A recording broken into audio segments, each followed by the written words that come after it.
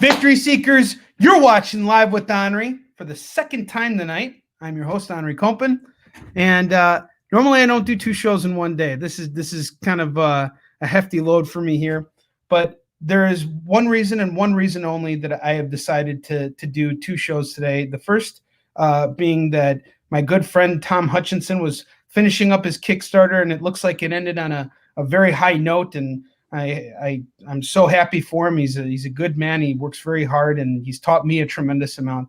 But on top of that, I finally managed to get a guest on here who I've been wanting to interview since I've been hearing his name in March, and I've been coming across his work and have seen him really push really hard to promote his stuff. And it took me a really long time to acquire his books too, because they sold out at the retail level so fast. And I was only lucky to get a copy of the first two issues of his latest book, No Heroine, and through Jen King at Space Cadets. She put them aside for me because I was hunting everywhere for them, and they were sold out everywhere.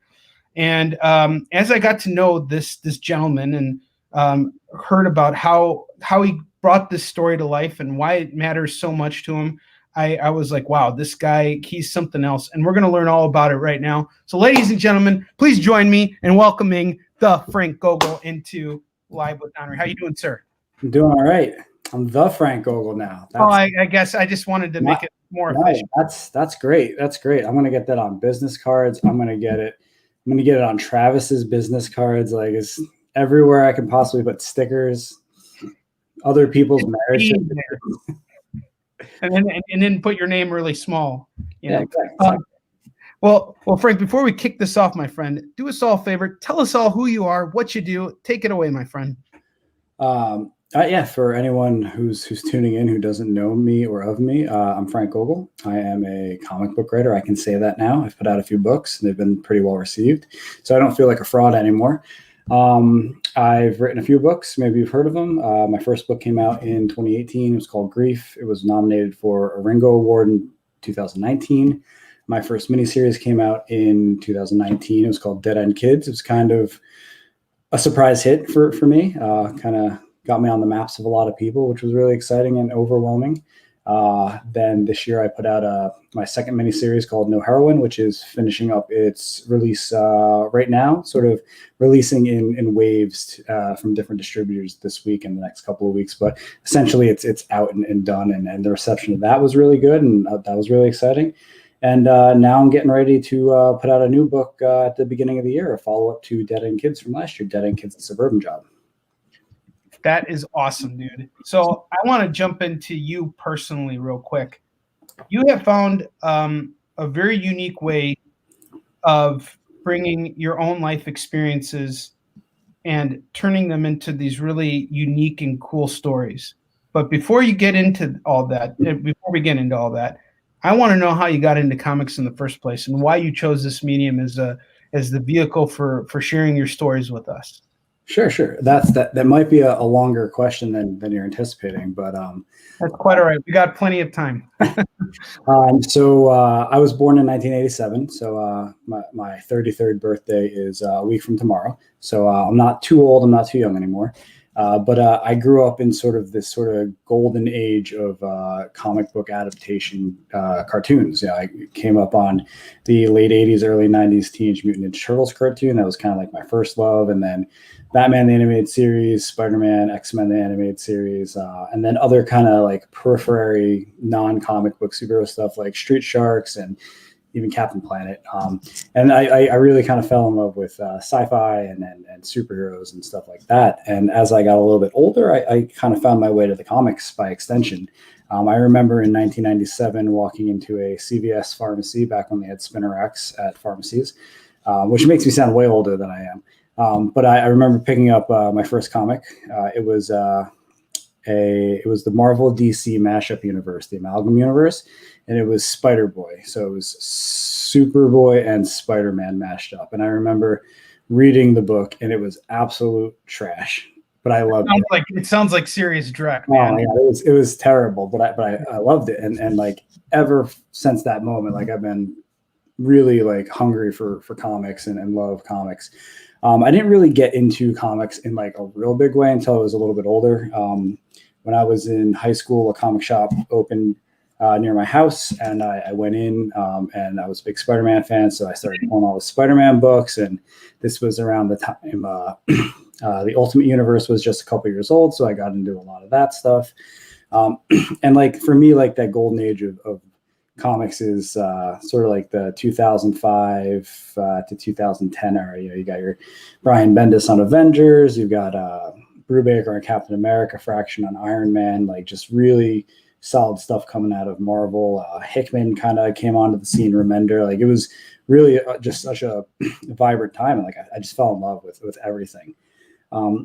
And sort of between that first comic and like when I started doing comics, like as a collector and full-time reader, I started writing and reading a lot of other things that weren't comics. I went to a high school that had block scheduling, so it was 4 classes for half a year, and then you switched, but the classes were twice as long, and that kind of let me play a little bit of checkers or chess, manipulating sort of my school schedule to do more English and more writing classes. And I had, really fallen in love with writing poetry and short stories and all kinds of things. But once I really got into comics, that want to be a writer really shifted away from things like wanting to be a screenwriter and a novelist to really and only wanting to be a comic book writer. So this has been something that I've wanted to do for like half my life in a very serious way. So much so that when I went to college, I planned pretty much everything in college around the idea of making comics. I was a English communications double major. I was a creative writing, graphic design minor. All those have played huge roles in making comics. I ran my school's newspaper for a few years. That really helped with product management and collaboration, learning about print production, graphic design applications. I mean, like everything was about this goal of making comics. And then I went on and got 2 grad degrees, one in general sort of creative writing and fiction, and then one in poetry.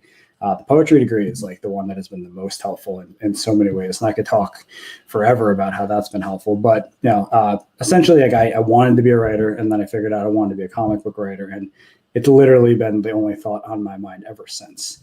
But then I got out of college in 2011 with all my degrees and my debt, and real life kind of set in. I started working a job, got a really good job out of college, paid really well, benefits were awesome.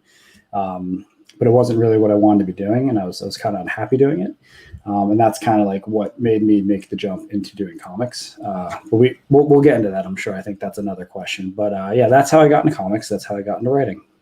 Excellent. So tell me a little bit more about your day job. So because I saw a post that you put up about a couple weeks ago.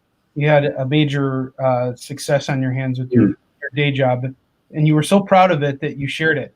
Now, when I had my day job, I was so ashamed of what I did that I never shared it with anybody.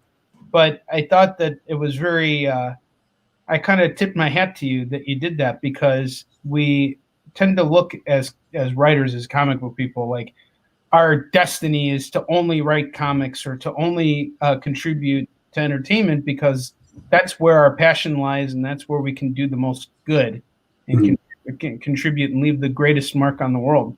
But we take for granted the responsibilities of living in the real world, and that's actually providing, and it can take a very long time to actually make it in comics to the point where you can make it your full-time job. So I was wondering if you would be interested in maybe just giving us a little idea of what you do outside of it, because it sounded fascinating to me. I just wanted to hear. Sure. So again, this one's a little bit of a longer question than I think you were anticipating, but my favorite about that. it's going to keep happening. So just be okay with it. So when I was in grad school, I had my first full-time job at using my bachelor's degrees, and I worked for my cousin in my college's sort of communications department. And they did print and web media, essentially. So they did all the brochures and the pamphlets, and then sort of website content. And I went in as like a copywriter for the pamphlets and the websites. But they slowly started handing off more stuff to me on the website. So I got to sort of apply some of my graphic design experience. And I learned a lot about sort of content management and sort of CMS programs and sort of HTML and stuff like that. So like my career has been, it started very writing heavy and shifted towards technology. And as it's gotten further along, I've been working out of school for about 12 years now. It's moved more and more towards that technology. My jobs after that were mostly content management, very little writing. Currently, I work for a startup here in San Francisco. It's a small financial technology company that focuses on lending specifically for immigrants and other sort of underserved populations that have a hard time, starting bank accounts and establishing credit in the U.S. So it's pretty altruistic. It's still a job. It pays pretty well. But it's really my role in the company is sort of all things marketing. Like I primarily do website related content management, but I have designed billboards. I've designed sort of crazy signs that go on the side of trucks to sit in traffic and get people's attention while they're sitting on the 101. I've produced radio ads. I've done some voiceover work. I mean, like it's really, really extensive. But the benefit of the job really is that it's a startup and it's well funded, and that gives me a lot of room to experiment. And in the back of my mind, it's always like, all right, what do I want to try for comics, but would never put the money into unless I knew it would work. And then I just try those experiments at work. So like, I got real big into podcasts and doing YouTube interviews, with Dead End Kids and Definitely No Heroine and now Dead End Kids Again. That's from something we did at work. It was an experiment we did to try and, bring new customers in and open some new accounts. And it was pretty successful. And I sort of learned what the process of booking interviews was and like sort of like how everything worked. And I just took that knowledge and I applied it how comics would need to do it. And like everything I do in comics in terms of marketing and pushing books is really, an extension of that job. And it's back to that idea that everything I do is, how does this help with comics? Just like my college career and everything I did around that. Now every job I have is all right, how will this help me make and sell and grow my audience and stuff like that. So my day job it's really just a general marketing title. The milestone you referred to was like I said, my primary role is content management and sort of search engine optimization. You're making it the website work according to what Google likes the best, so that way the most eyes can land on it, so it can land on page 1 and be in position 1. And recently we moved into the top 1 million sites in the world, which is a pretty big deal. There's something like 7 billion sites on the planet. And when I took over the site 2 years ago, we were like 1,350,000,000. It's just like super in the weeds. We're getting nowhere. And we were able to by bringing me on board and using the resources they had available, we were able to really turn this website into something really powerful and grow the business. And that was exciting. This is exactly why I wanted to interview you, Frank, because I knew from the moment that I'm all about sales, particularly going into conventions and doing that. And now bringing my whole sales routine to social media. I'm fascinated in learning from other people and how they do it, and watching how you have promoted your work in comics is absolutely amazing. First off, let's talk about some of the charities that you were able to raise money for, which is a tremendous feat, because it's always our not only do we want to make a living working in comics, but we also want to give back. And I think you've given back before you have received in comics. And I can see that through your actions and what you did. Can you tell us a little bit about that? Sure. I think what you're referring to is the sort of charity stuff we did with No Heroine. So just a little bit of background about myself that'll sort of add context to this. I grew up like extremely, extremely poor.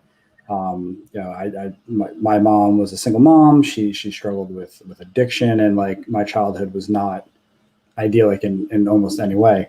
And we definitely got things like food from like church services and you know, definitely were on welfare, food stamps, those kinds of things. So like I know the value of and importance of, you know, help. Like it can definitely be abused, and, you know, I'm not really taking sides here, but in my personal experience, it's an important thing that can really make a difference. And honest to God, like the only word for it is survival. Like, you know, somebody's got to feed their kid. So it's always been really ingrained to me to give back. A lot of people have helped me along the way, in comics and in life. I am living incredibly comfortably these days. I have a very good life. My wife is incredible. And I'm very grateful for all that. And now I'm in a position to be able to do stuff that, you know, kind of pays it forward and kind of puts more of that back into the world. And I'm very happy to do stuff like that. So when No Heroine was about to solicit, it was in the April catalog, which was the first catalog to get canceled after COVID started. So there was a lot of kind of questions about what would happen, and, you know, would the book even come out this year or what? Like no one had any answers at the time. But one of the things that we all saw happening was shops were still kind of open because shutdowns hadn't gone into effect, but Diamond had stopped distributing. So we had shops that were open but not getting new product in, and they were sort of struggling to, you know, keep sales up because they couldn't sell anything because they didn't have it. So one of the first things that I did, that I was a part of, it wasn't my thing, but I was a part of it, was Travis, who, you know, Travis McIntyre, SourcePoint Press's CEO, president.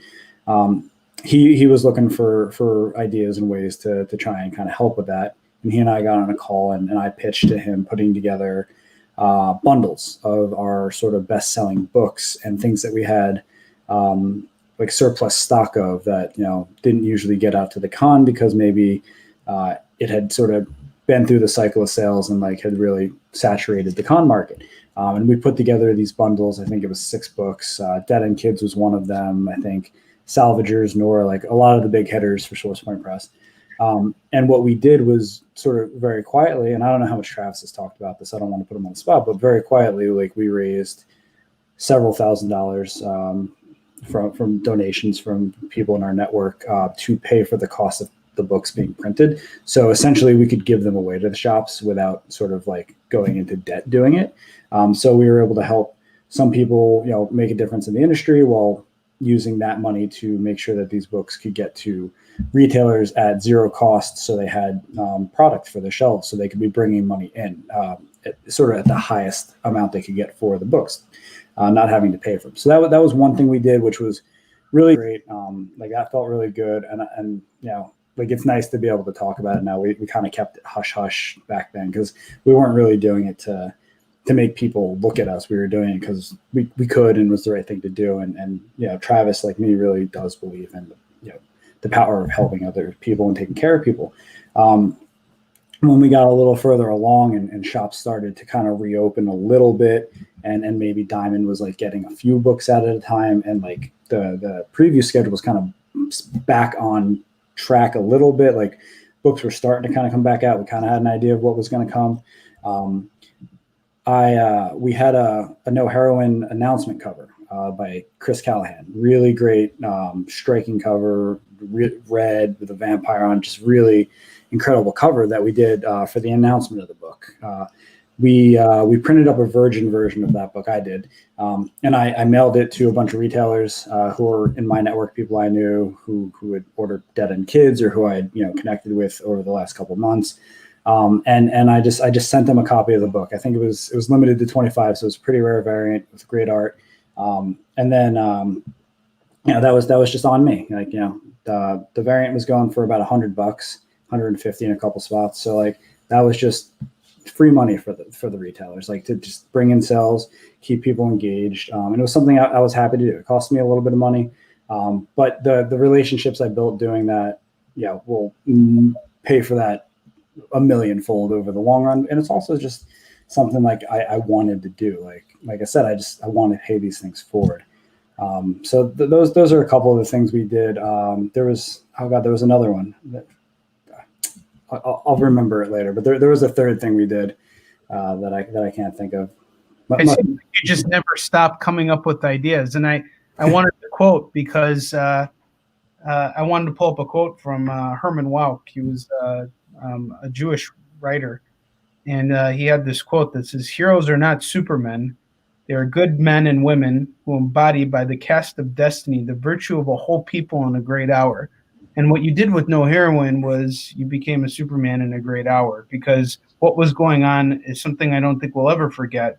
We had pencils down, distribution was closed off, and here you are building relationships with retailers, taking your knowledge of marketing and really putting it towards not just building it around your story. You're taking your life experiences, which, by the way, you are levels beyond me, man. I don't know you, but I'm proud of you for everything that you've accomplished and everything you stand for, because that's what a true warrior does. Like, you don't let anything in life hold you back. You got to just keep moving forward, and it comes through in your work. And I know you want to talk more about Dead End Kids, and we'll get into that, but I also want to talk to you about No Heroine, because I recently had a chance to read the first 2 issues. I absolutely love it, and I know the backstory. I know how your experiences in addiction kind of play a role in the story and really helped you shape it into something that has really had a powerful impact on your readership. And the fact that you were able to pay it forward in this way is just goddamn creative. I mean, the best thing I was ever able to do, I remember when there was the Batman shooting at in Colorado, when The Dark Knight Rises came out. What's that? Aurora. Yes, and was it Aurora? I thought yes, it might have been Aurora. Yeah, Colorado for sure. Yeah, it was definitely Colorado. Isn't that region of the world? But this horrible thing that took place, and there was this guy who was becoming a father, and my son was just born, and he got shot, and he was in a coma, and there was a chance that he was not going to be able to ever wake up and meet his son and everything. His son was actually born while he was still unconscious.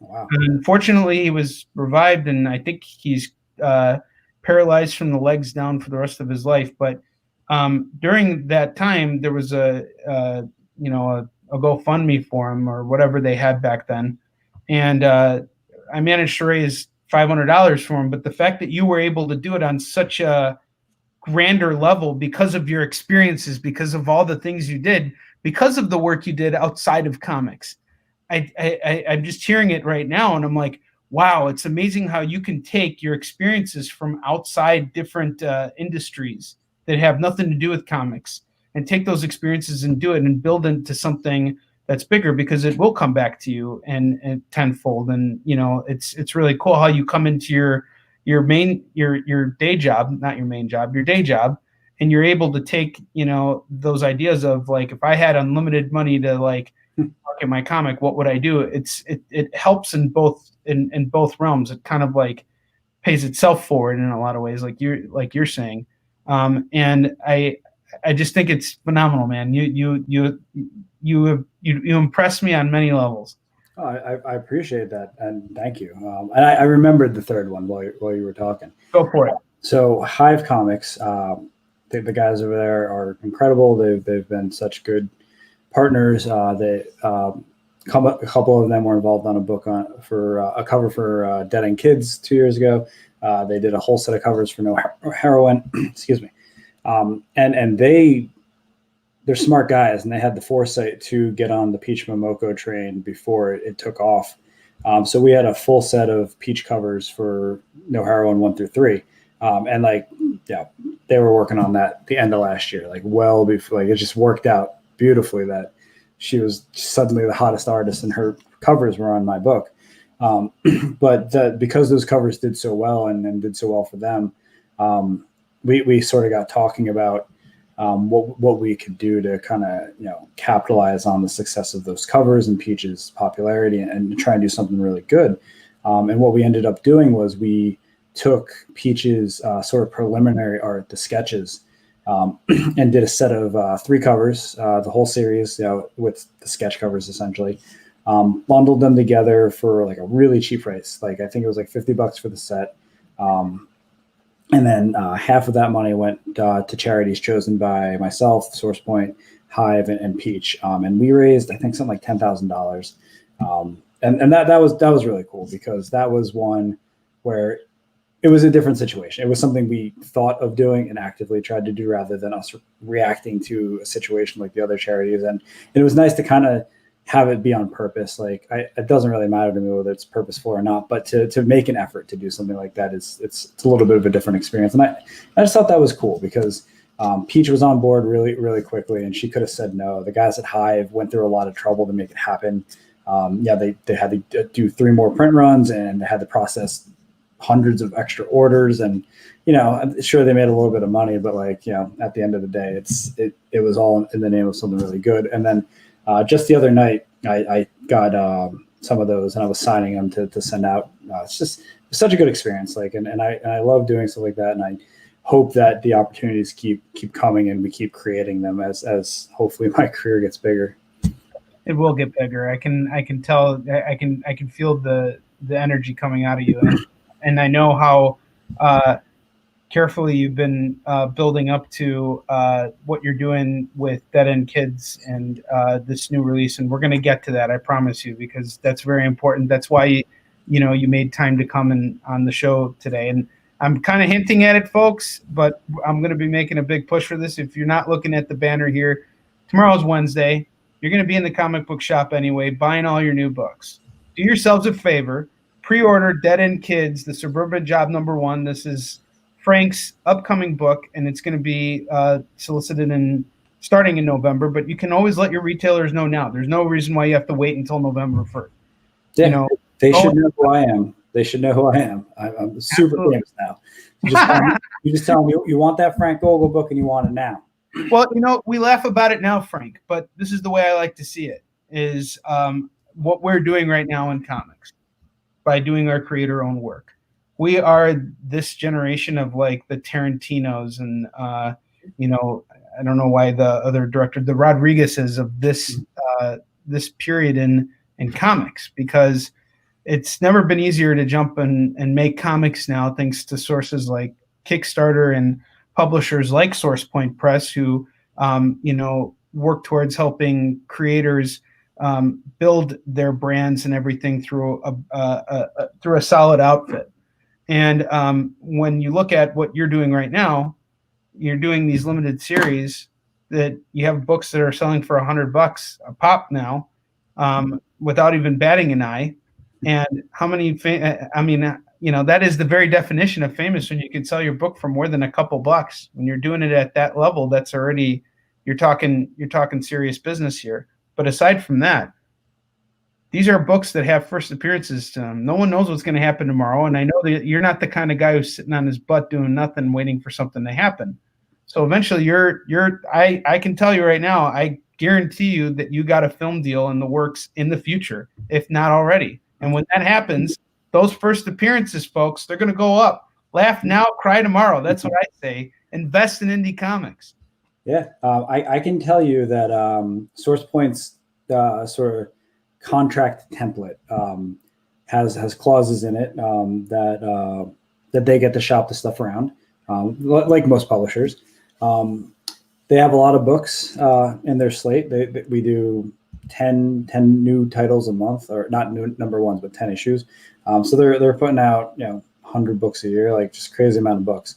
And that's just too much for one company on a small budget to be shopping around. So I did ask Travis if I could take the reins on that, and I did hire an agent this year. So those things are actively being shopped around. Some meetings have already happened. I know that last year in New York and LA, we talked to a couple of producers about it, and there's some interest. So it's not something I'm particularly hungry for. Like, I don't really care about making TV shows or anything, but if somebody wants to give me a bunch of money to make it for me and put my name on it, like, I will absolutely say yes 8 days a week.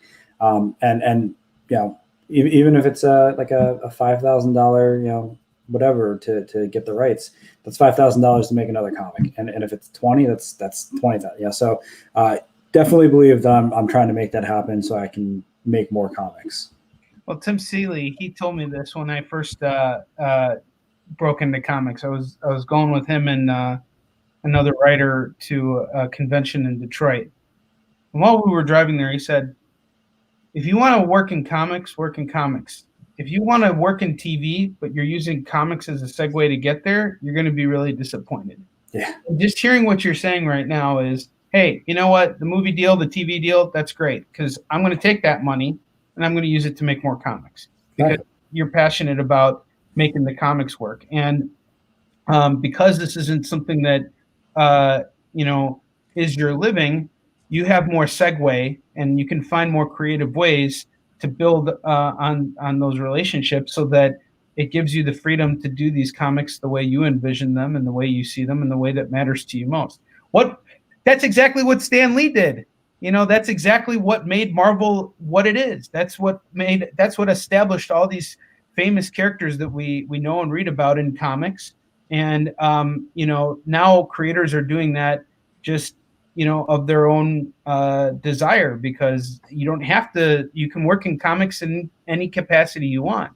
And I think that the stuff you're doing with No Heroine is it's got a very like cool, grungy feel to it, but it's also got a very like real, heartfelt, like I can kind of feel your experiences coming through the pages on that book.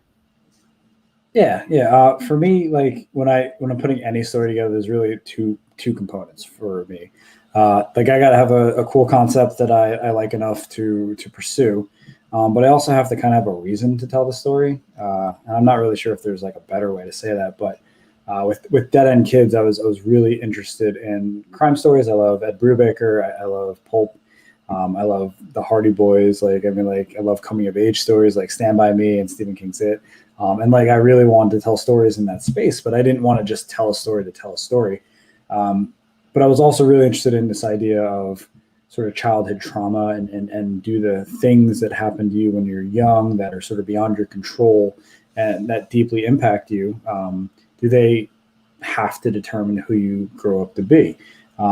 I grew up in a place that wasn't great. I had kids around me who were in really similar circumstances in a lot of ways. And it's just been wild to me how my life has diverged one way and their lives have diverged in another way, even though like so much of what we went through was the same. And so I was really interested in writing about childhood trauma. So there's always two components. I need a cool story that I want to tell, and I need a reason to tell it. And usually that comes from something in my own life. I'm working on a book right now that's not announced. That'll be out next year. And it's a big departure from what I've done, and it's very different, but it's still built around sort of some of my fears of being a parent. I didn't have great parents growing up. I didn't have parents consistently when I was growing up. And I'm not sure that I'm equipped to be a parent because of that. Like the people who I would model after or try not to be weren't great examples of good parents. So that's something I think about, and that's something I'm drawing on to work on this story. And there's a couple other stories that I'm working on that have kind of similar ideas, but very different presentations. Yeah, you know, I think that's something that's been really difficult for me. So I'm working on my next creator-owned book right now, and I've had to dig down those kind of dark tunnels, because I agree with you. I think that when you're writing a story, it's not just about, hey, I'm going to do another horror story. Mm-hmm. No, I'm going to do a horror story like something you've never seen before, because I'm going to pull from my own experiences, and I'm going to tell you the most raw, real story. I'm going to tell you the most raw version of it. And that's something I think that if I learned anything from college and graduating and everything, I would say that was the thing was, you know, cut yourself open, bleed on the page, as James DeMatteis tells me all the time, you know, and, you know, let the story, you know, tell itself. And you've really kind of like come across as somebody that does not allow himself to be defeated in battle. And I think that when it comes to being a parent, you'll find yourself with the same attitude. And you know, it's a very different feeling, because being a father of two boys, I don't think I was ever ready to be a father. I still don't think I'm ready to be a father. But when you're around your own children, you kind of realize that you have another reason to live, and it's not just for yourself, it's now for these children. And just seeing the things that you have done for other people who are not your children, it make me certain and have no doubt that you will be an excellent father when the time comes. And I think it's wonderful that you're still saying, like, look, I'm afraid of this because this is a major change in life. That's something I can get behind. You've already sold me on your book, and I don't even know what the title is, dude. You know, me neither. that's the thing. You know, that's a very powerful thing. So now I want to get to the meat of this. We're about halfway through the show so far, and you have been. I can just feel it in your bones. You've been, just waiting to jump into Dead End Kids and lead us up into what the Suburban Job is going to be about. So why don't we go into that? What is Dead End Kids, and how can we find it? All right. So Dead End Kids, Volume 1, as we have to call it now, is it's a mini series I put out last year. It was 3 issues. It was sort of this story of 3 kids in 1999 trying to solve their friend's murder. So think Stand By Me meets The Hardy Boys, but a little darker, a little more violent. Sort of a coming of age story for kids in the 90s. We're starting to get those. That was when I grew up, and I grew up loving things like The Sandlot and Stand By Me, and I wanted to tell a story like that, but for my generation and for kids who grew up in places like I did, lower income areas, poor bad households, and like I said, I was interested in writing about this idea of childhood trauma. So it's a murder mystery. It's about 3 kids who are trying to solve their friend's murder. It kind of blew up in a way that was wholly unexpected. Like I always go into things with really managed expectations. I remember when I sold Grief at a convention for the first time, the first time it was in print, I was with Travis. We talked. I said, "Hey Travis, this is a weird book. Like it's not your average comic. It's a short story collection. It's dealing with really heavy topics. I'm not sure that I'm a salesman either. Like I don't know that we're going to sell 10 of these this weekend." And he said, "Look, all that's probably true, but just get out there and try it. Just see what happens." And we said, let's shoot for 20. Let's do 20 this weekend and see how it goes. 7 a day, and not even a 7 on the 3rd day, right? We ended up selling 25 the first day, and I think 70 by the end of the weekend. And it was pretty crazy. But that's typically me. I always go in if we do this really small amount, that'll be a win. We can always build on that. It doesn't have to. It's a marathon, not a sprint. So the first book does 1,000 copies, and the second book does 2,000 copies. We're building. I went into Dead End Kids sort of the same way. I hadn't done a miniseries before. Grief was a trade paperback, so didn't have a single issue release. So it was all kind of new to me. And the book kind of went crazy. It just did so many more pre-orders than we expected. And at one point, the first issue for 8 weeks straight was on eBay for $40 and $50, just insane. I had retailers calling me for almost 2 months every day asking if I can get them copies. And just in case there are any retailers listening, writers and artists cannot get you copies. We're not part of the distribution chain. But yeah, it was really wild and kind of exhausting, in a good way, but also in an exhausting way. I also did 20 conventions that year. And it was just a lot. 20 conventions and a full-time job. Yeah. I don't do weekends. This year has been weird. I also last year, I did 20 conventions. I did 21 store signings, in states that weren't California. So I flew, and it was pretty much every weekend of last year between February and November. It was me waking up on Friday morning at the butt crack of dawn, getting on a plane and flying somewhere and doing a signing, sleeping the night, doing another signing, coming back on Sunday night, or the same thing, but with a convention. And that's the hustle. And it costs a lot of money. It takes a lot of time and a lot of energy. I also got married last year, so we planned my wedding around all that. It was wild. But the first book came out, and it was a really, really big, much bigger than we were anticipating success. Travis came to me sometime between the first and second issue and said, "Hey, this is doing really well. If you want to do more, we'll definitely publish it. You just let us know." But I was tired. I was really honestly exhausted. I was also working on No Heroine at the time. That was well on its way. So I said maybe. A real soft maybe. I never like to shut doors on myself. I wanted to kind of keep a toe in there, keep it cracked. And then after things kind of wind down, my wedding was in the rear view, cons were over, and No Heroine production was kind of on autopilot. I got to finally sit down and think about like what would a second volume even look like. The first book was a critical success. Like the worst review I got of it was that they didn't like the third issue because it was the last one and they wanted more, which isn't really a bad review. You step up to bat as a rookie for the Red Sox and you knock one out of Fenway. There's a lot of pressure on you the next time you get up to bat. And I wasn't sure, like I had another home run dead end kid story. I didn't even think that one was a home run. But I calmed down a little bit. I got some time to kind of hang out with family and decompress a little. And at the same time, I had watched True Detective season 3. Was a big fan of the first one. That was a great goddamn season. Yeah, it was so good. Fantastic. I watched the first one, loved the first one. I passed on the second one after a bunch of people told me it really wasn't that great. Actually, it was good. When I went back and watched it, because I was the same way you are. There are some scenes in that second season that just like still resonate. Like sometimes when I'm like in a really dark place, I think about that and I'm like, dang. It's like it was actually pretty good. Maybe I'll move it back up the list. But I did end up skipping that one. But then I watched the third one because Marshall Ali is so good, and the first season was really good. Like it just seemed like a recipe for another home run. I watched it and I loved it, and it got me thinking about that kind of format, like that anthology style show, your American Horror Story, like same look, same feel, but maybe a different cast, a different setting, a different crime. Kind of giving me this sort of flexible framework to tell another story without kind of shitting on the first story if it's bad.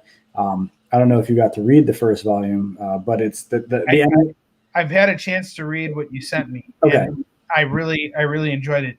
To be honest with you, Frank, I'd love to get that in kids, but I can't find it anywhere. I can help you with that. Excellent, please. But the first volume ends with like a really fine point. It ends very much painted into a corner and on purpose. So it was going to be really hard to go back and tell another story with that group of kids without it feeling shoehorned, without it kind of taking away from the ending of the first book. And I really wasn't interested in that. But the sort of True Detective anthology style format gave me the freedom to tell something that people who liked the first one could also like with it being fresh too. So that was kind of that was that first component I was talking about. It's sort of the story that I wanted to tell, the kind of the idea that I couldn't get rid of. But I still needed that reason to tell the story. I needed that childhood trauma angle. I needed that recovering addict angle, something personal to me, something I wanted to talk about. And something else happened to me toward the end of last year, and that was I've been with my wife for 6.5 years at right now. So it was 5.5 years then. We'd just been married, and one night over like a couple beers or something, we got talking about September 11th. I grew up in New Jersey, on the Jersey coast, on the southern shore of the Raritan Bay. So if you know your New Jersey geography, which most people don't, but that is there's sort of like a divot in the east coast of New Jersey, and there's a bay there. And on the southern shore, you can look north and see Lower Manhattan in fairly good detail. It's like 3 miles away. So I grew up sort of in the shadow of Lower New York and the World Trade Center, and I very vividly remember being on that beachfront on September 11th and watching smoke billow up and like seeing all the people around me like just terrified and freaked out and crying. Like that day is really, really seared in my brain. And then I remember sort of the weeks after it. I remember September 12th and the beginning of October. I was 13 at the time.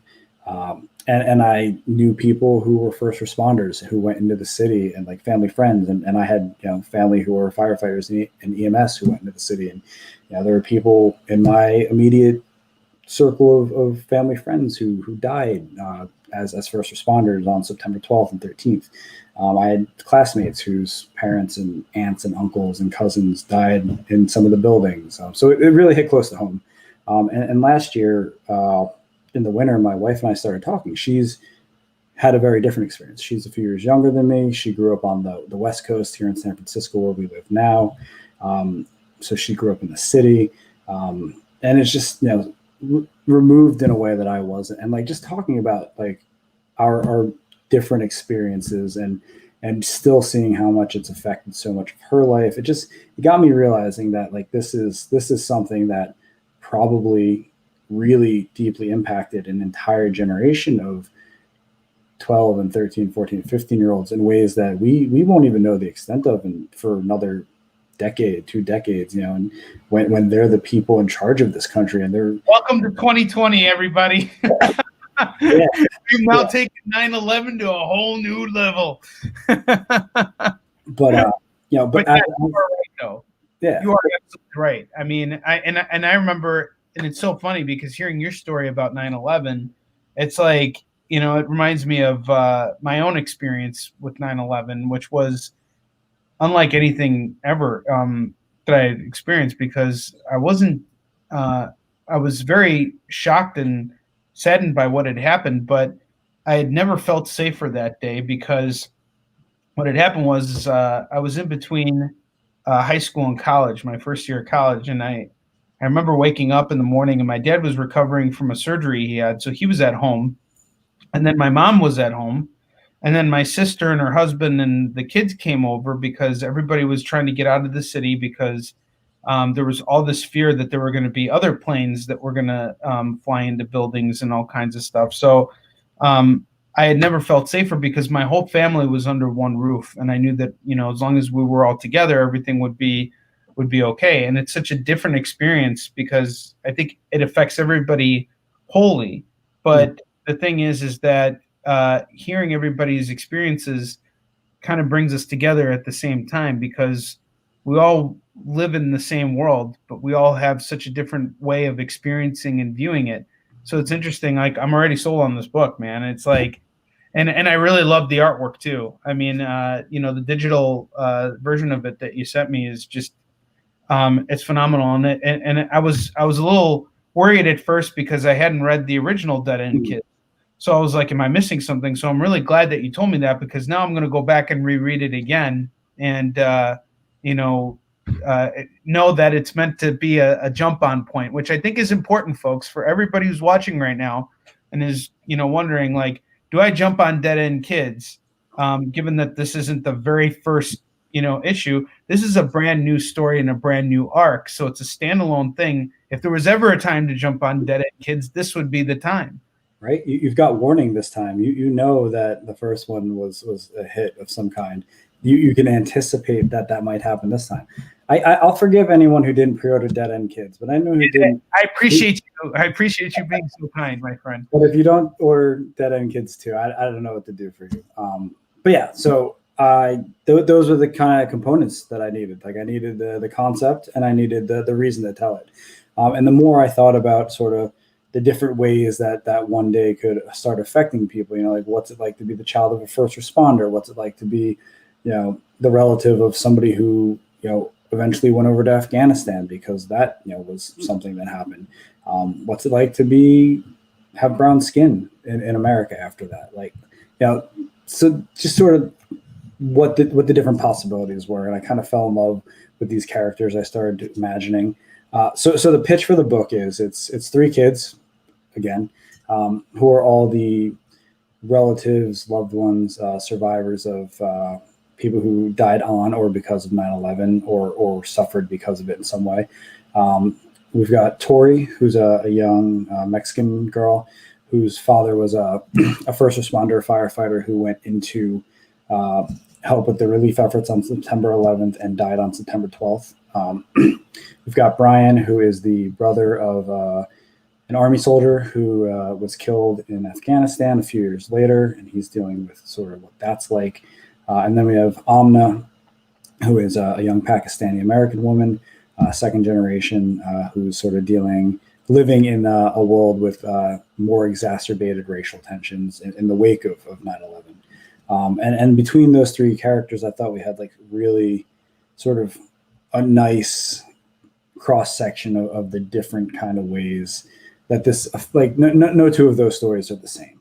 And I worked with a lot of people to make sure that these characters were authentic. I grew up in a family of first responders. Drew Zucker, who is the artist on Canto, is a buddy of mine. I'm very familiar with Drew's work. He's a phenomenal artist. Drew and I talked at length about his time being an EMT and sort of stuff like that. I've got a few Middle Eastern friends who I spoke to at length about what it would be like to be in Amna's shoes and what she might be going through and what sort of the culture around her home might be like. Ahmed Rafet, who did some of the covers for Dead End Kids and did covers for No Heroine, he was a huge help. He's Egyptian, a non-practicing lapsed Muslim, I guess is the best way to put it. But he really gave me a lot of insight into sort of like what that headspace would be for Amna. And I spoke to a couple of Pakistani people as well. Just I wanted to make sure that this was it's not really my story to tell, but I did want to tell a story with a character who came from a diverse background and really represented this side of it that was very different than my sort of straight white American dudes, kind of perspective. So I want to make sure I did it right. So we've got a really interesting cast who are dealing with a crazy amount of tough shit at a very young age. They're not handling it well. And on top of all that, they're in the middle of this heist book. And I really loved the artwork. I really loved what I read of it, and I am looking forward to getting more of it. So we have someone who's asking a question here. Good to see you. Do you offer digital? So I guess the question is, do you have is your work available digitally? Yes and no. So it is, but it's not available everywhere where it should be. Comixology in particular is giving Dead End Kids a hard time about getting approved. It's been over a year of trying to get them to accept the files. Number one is up on Comixology. But all of my work is on Spinwiz Comics as a digital platform. All of it is on Drive-Thru Comics, and most of it is on Comixology. We'll get that figured out eventually, but the overall answer is yes, in one way or another. If you're listening and you're interested and you have a hard time finding the digital copies, just shoot me a Twitter DM or something. I'll send you the PDFs. I don't care. I don't want money. I want people to read the books. That's a very powerful statement, Frank. Make an effort to give me your money, but if it's that hard, I'm not worried about it. No, but that's what I think is important, is that we realize why we're doing this is because we're trying to get as many eyes on our work as possible. And then not just that, we want to continue to be able to make that work. So even though Frank's offering you to read the book for free, guys, throw him a couple bucks. I mean, it really doesn't cost you anything. And it's not like this guy needs your money because he's living off of it. He's using this money to finance his comics. So yes, he does need it because that's how he produces more stuff. And so if you guys support him, that's how that wonderful thing can happen. And, the fact that Frank is able to share his work with you is the fact that you guys are the ones who are making it happen. And of course, it's happening because Frank is willing it himself. That's the beauty of indie comics. You get to make almost all of the decisions. Yeah, it really is. And so I guess a final question for you is, you've mentioned a lot that SourcePoint has been just the kind of relationship you have defined throughout this episode is one of that I think many writers would dream to have, not because of the fact that it's I get to come in here and they handle everything, but because of the fact that you guys are actually working together to build on something that you have invested a lot of time and energy into. And it's just kind of like helping you amplify it. You've described what I would like to say Travis would say was exactly what he defined when he said, "This is what my company does." You are yet another example, and I've already had the honor of interviewing Casey Pierce, Bob Sally, Dan Doherty, a lot of your big creators, and you included among them. It seems like you found this really great partnership with them. So someone else who's trying to get into this business and trying to kind of like follow in your footsteps, what would be your advice to them in order to find that opportunity and go about their path? Well, first, I want to say, like, you're 1,000% right about Travis and Source Point Press. He told me very early in my knowing him that he wasn't really interested in making money as a publisher, like enough to stay afloat, to do good business. But really, what he wanted to do is find voices that he wanted to amplify them, and he has been incredible about that. I think their approach to building out their roster of creators is really unique. Like, it feels almost like a AAA ball club.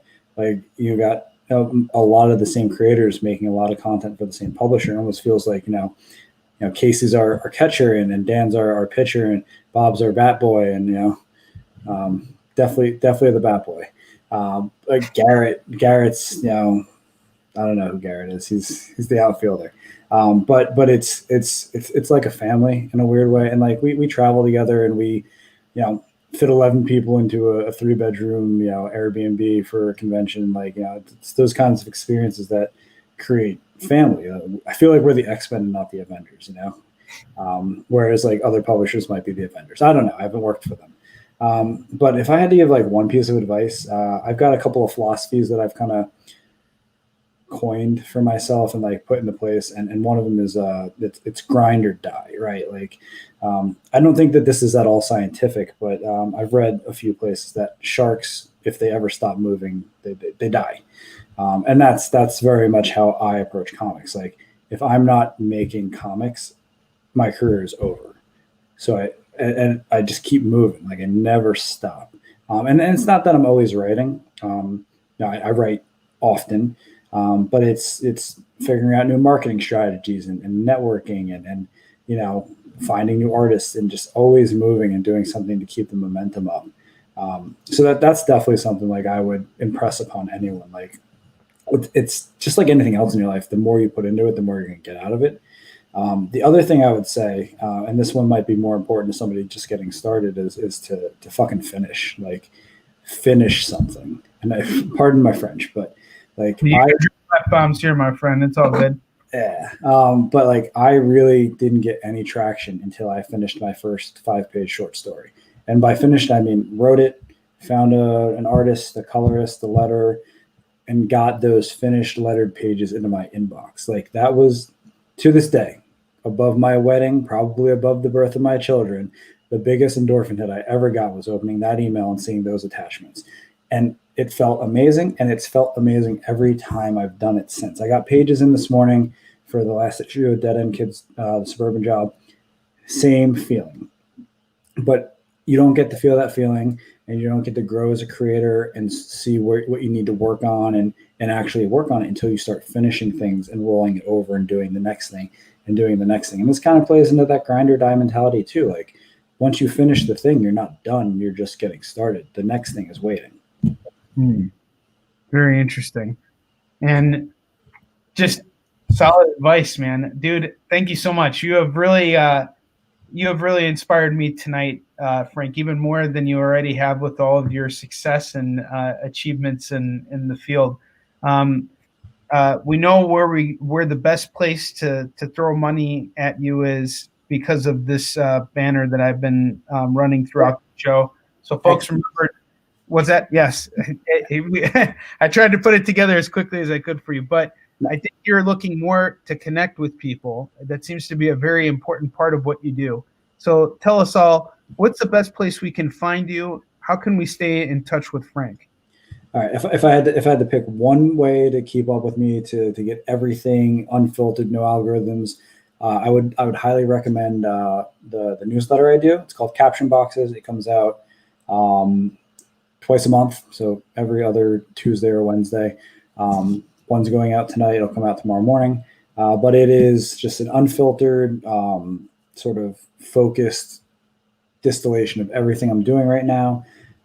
It's got information on the projects I'm working on, signings, conventions, what I'm reading, sort of things that I found interesting. I mean, it really is a cool resource. It's got a lot of information.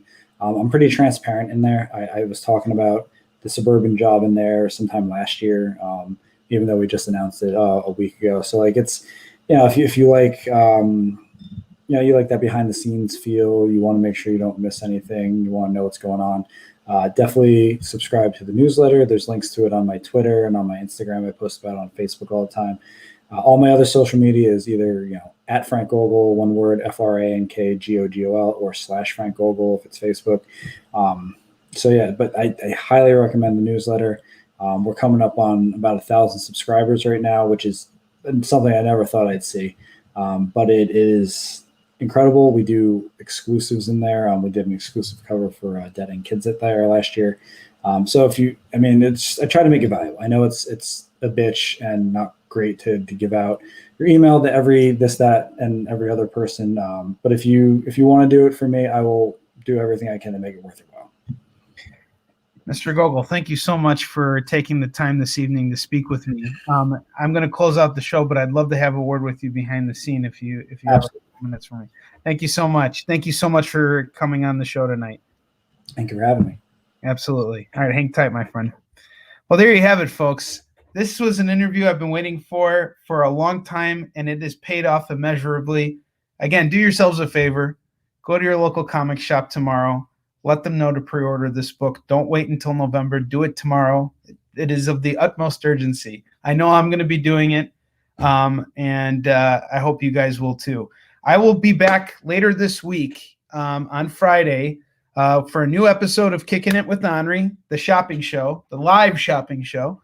And I got some news to share with you guys. I got a lot of stuff in the works. So the next few days are going to be pretty interesting.